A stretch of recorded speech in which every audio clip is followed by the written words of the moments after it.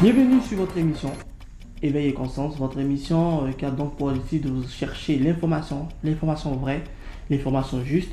Et donc aujourd'hui, nous allons recevoir l'artiste chanteur Niyi Korsobero. Bonjour Niyi Korsobero. Bonjour à toute l'équipe de Éveil et Conscience. Merci. C'est your boy Niyi Korsobero. Monsieur Niyi Korsobero, qui êtes-vous exactement? Vous êtes artiste chanteur, qu'est-ce que vous chantez? Je vous laisse donc le soin de vous présenter. Ok. Salut à tous, moi c'est Niyi Korsobero, jeune artiste béninois qui fait dans de l'afro-hip-hop. C'est-à-dire le style musical s'appelle de l'afro-hip-hop, afro-pop, afro-hip-hop. C'est juste du hip-hop, d'accord, aux sonorités africaines, aux sonorités afro. D'accord. Donc tout simplement. Alors Niyi Korsobero chante quoi? Niyi Korsobero chante le quotidien, je chante l'amour, je chante mes peines, je chante mes joies, je conscientise, je fais danser, j'ambiance. Donc voilà un peu ce que fait Niyi Korsobero. D'accord. Alors, donc, doit-on noter que Niyi, tu chantes que ce qui t'arrive dans ta vie que tu as vécu ou c'est sûrement des messages de la vie quotidienne?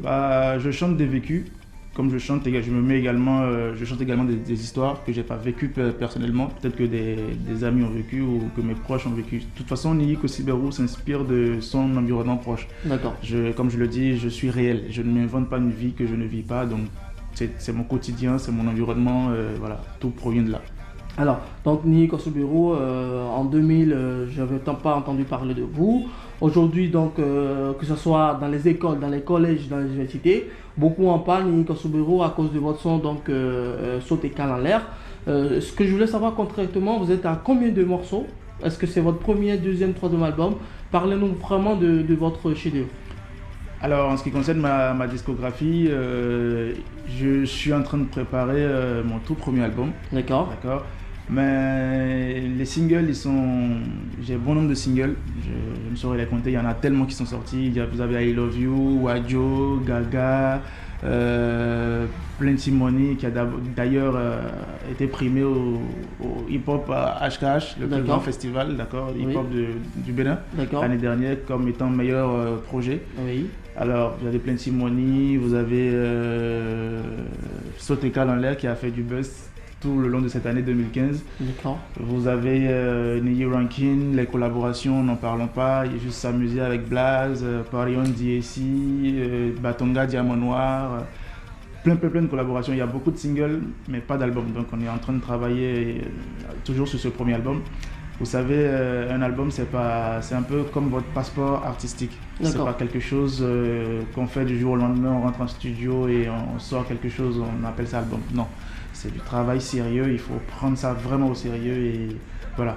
Donc on prend le temps, tout le staff et moi, on prend le temps de travailler les chansons, de les retravailler, de les retoucher et voilà. Donc c'est sur ça que nous sommes actuellement. Alors Niyi, d'où vient votre inspiration? Alors, déjà l'inspiration elle est divine, from God, dans un tout premier temps, donc voilà. Et secondo, comme je l'ai dit quand j'ai commencé à me présenter, je pense que c'est mon environnement immédiat, mon quotidien et voilà, mes inspirations. C'est les choses vécues, c'est les choses pas vécues, c'est les choses vécues par d'autres personnes. Voilà, tout simplement quoi. C'est comme ça, je ne force jamais l'inspiration. Donc des fois, tu es là de façon, enfin pour être plus concret, des fois tu es là, tu dors à 2h du mat, il y a une mélodie qui te réveille comme ça, tu sais pas pourquoi, tu te réveilles. Et aujourd'hui, Dieu merci, la technologie a évolué, on a des smartphones, des dictaphones, tout ça, donc tu fais rec, tu déposes la mélodie.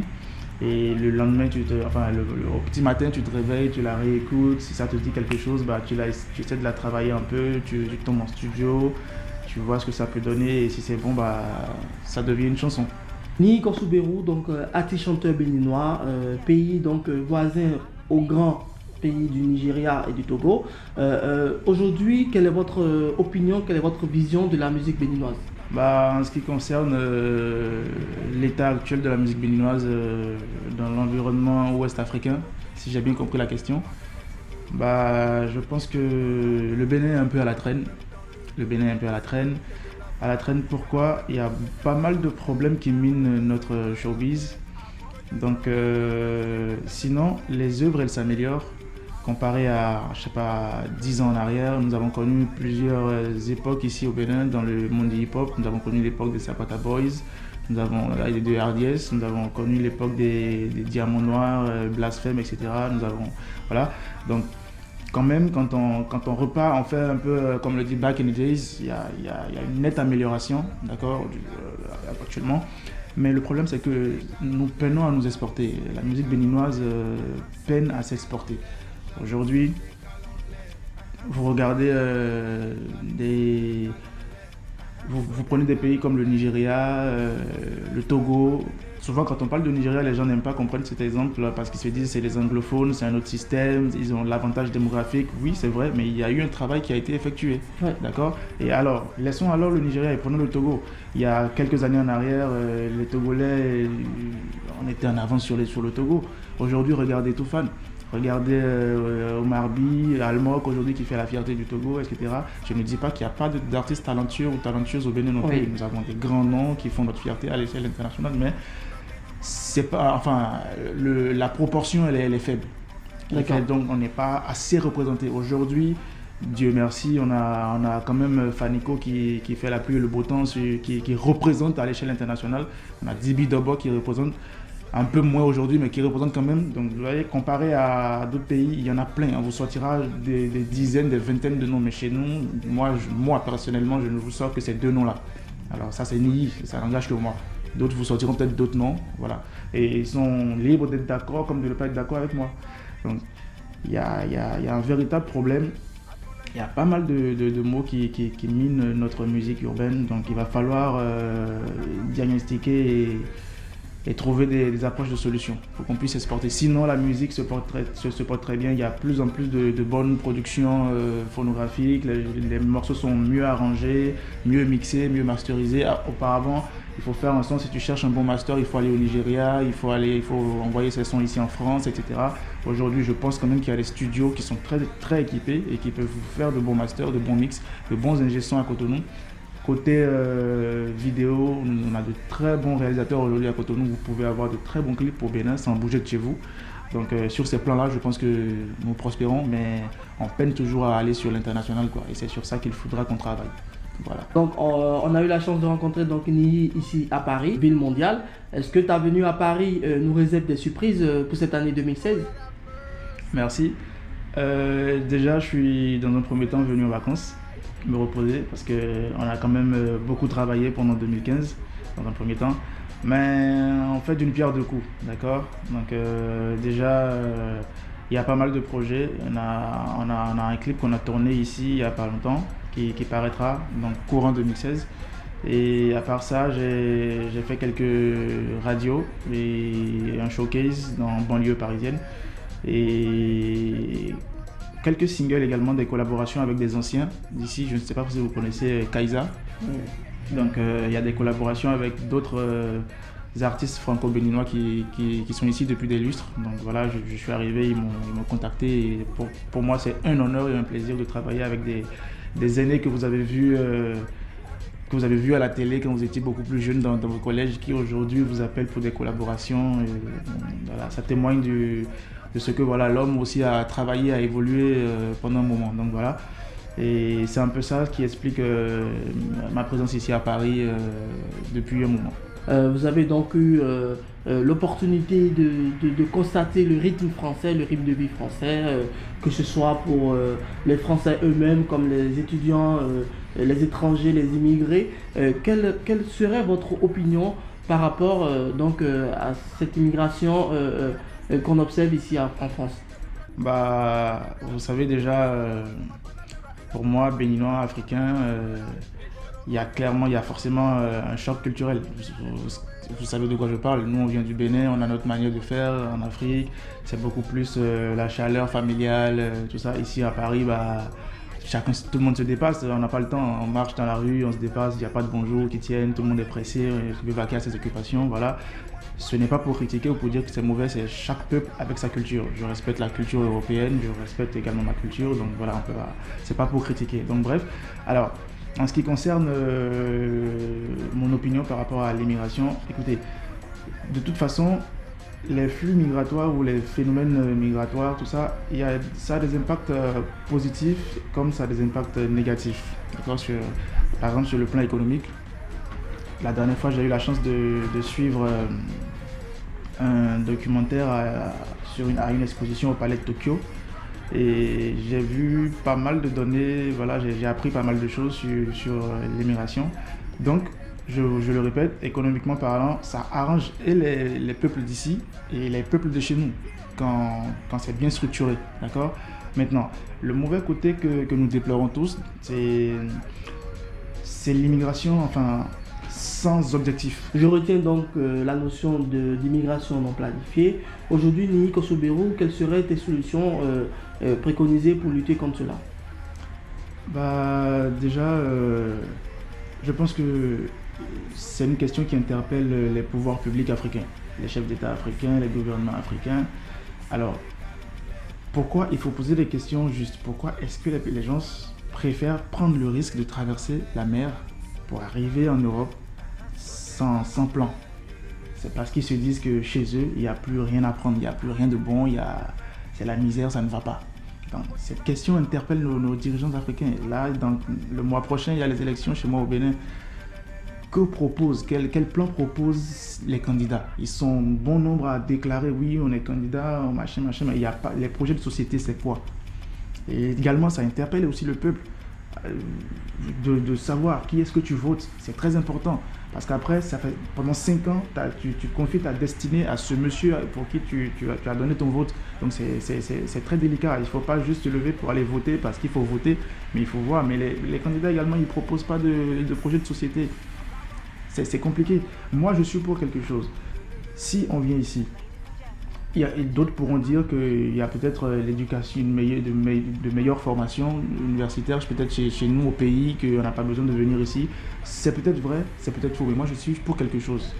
C'est toujours bien d'avoir 2 sons de cloche. Tu as beau avoir un doctorat, enfin un PhD à l'université d'Abomey Calavi, je parle de chez moi, au Bénin. C'est toujours important d'aller ailleurs pour entendre un nouveau son de cloche, de toucher à une autre culture autre que la tienne. C'est toujours bien. Tu as un plus, d'accord? C'est toujours un plus. Et je ne parle pas forcément d'Europe. Tu peux aller en Côte d'Ivoire, en Amérique, tu peux aller en Afrique du Sud, un peu partout. Donc pour moi, le métissage, le mélange de cultures, c'est toujours un plus pour tout être humain, d'accord? Alors, donc, mais ceux qui sortent de ce cadre-là, c'est-à-dire que ce n'est pas pour des projets universitaires, ce n'est pas pour des projets, enfin pour travailler, etc. Donc ça, je pense que c'est une doléance que j'adresse à nos dirigeants africains. D'accord? Ayez pitié de vos peuples, prenez vos peuples au sérieux et travaillez vraiment pour le peuple. C'est le peuple qui vous amène au pouvoir et après vous lui tournez dos, vous faites ce qui vous plaît et regardez un peu partout, après c'est les guerres civiles qui éclatent, les gens ne veulent plus laisser le pouvoir. C'est la suite logique de ces immigrations. Voilà, les gens, il n'y a plus rien chez eux, après les guerres, tout est bombardé, tout est bousillé, il n'y a plus rien, ils ont faim. Quelqu'un qui a travaillé toute sa vie à 40 ans, et il y a une guerre qui éclate. Il perd ses enfants, il perd son travail et tout. Il n'a plus rien à perdre. Il est prêt à traverser la mer sur une barque pour voir s'il y a un lendemain meilleur ailleurs. Donc, pas pour dire que je valide ou que j'admets ce genre de comportement, mais on dit que tant que tu ne vis pas une situation, tu n'es pas en mesure de juger l'autre. Donc je me dis que c'est peut-être dans ces genres de situations que les gens sont prêts à traverser la mer à la nage pour aller tenter de nouvelles expériences. Donc voilà, pour résumer, pour conclure rapidement par rapport à cette question, je pense que les pouvoirs publics ont une très très grosse responsabilité dans cette histoire d'immigration. Il faut qu'ils nous donnent de nouvelles conditions de vie, voilà, pour qu'on puisse rester chez nous, quoi. Parce que quand on est bien chez soi, on n'aime pas aller ailleurs. Alors, mot de fin, donc Nico Soubirou, quel serait ton mot de fin pour tes fans qui te suivent depuis des mois, depuis des années et qui sont toujours fiers de toi? Mot de fin, je dirais merci à tous nos supporters, tous ceux qui nous suivent depuis toujours, les M de médias, les DJ, les journalistes, voilà, mon équipe, Ayo Entertainment, mon manager, Maker Sagbeji, sénateur bientôt, Adek Moulé Manjata, mon ingé son, qui fait beaucoup pour moi. Et donc, dans cette nouvelle année 2016, je formule mes vœux les meilleurs à tout le peuple béninois, sans exception, et à toute l'Afrique. Et voilà. Merci à toute l'équipe également de Éveil et Conscience, Kader qui est derrière la caméra, et Monsieur Hartmann qui est à côté de moi. Surtout le plaisir. Et voilà, je ne partirai pas sans un petit acapella. Normal. Ok. Come on, bemu, hey, me no send them to ba who won't to sorrow. Me no hear them flash out, put no light, how ya make a burn them. Ni go see beru, I never mind them. Yeah, yeah. Ìwò falẹ̀ nu ṣe bí àwọn olóńlẹ̀ nùnú yeah. Wọ́n sọ pé, me I no get time for them say, yeah, yeah. Nítorí pé, na them they run their mouth o. Bó bá wọ lọ́rùn má kọ́lé mọ́lé má tún ra mọ́tò. Igi mú jìnnà sórí mi ò ṣẹgbẹ́ yín, ẹgbẹ́ bàbá yín ni mo ń ṣe. I'm a heavyweight, no try me, I'm making money. Ayé tí mo kọ wá ni mo ń ṣe. Igi mú jìnnà sórí mi ò ṣẹgbẹ́ yín, ẹgbẹ́ bàbá yín ni mo ń ṣe. I'm a heavyweight, no try me, I'm making money. Ayé tí mo kọ wá ni mo ń ṣe. Merci beaucoup, donc merci, nous sommes au thème de cette émission. Je dis à mes spectateurs, la prochaine émission, donc c'est l'émission surprise, vous verrez. Nous aurons toujours à rencontrer des personnes pour vous, des invités qui vont donc nous apporter leurs opinions, leurs opinions qui est vraiment chère pour nous, pour vraiment avoir la véracité, la vraie vérité de l'information. À la prochaine. Me no hear them flash out, wouldn't like how you make a burn them. Me you go see better, I never mind them.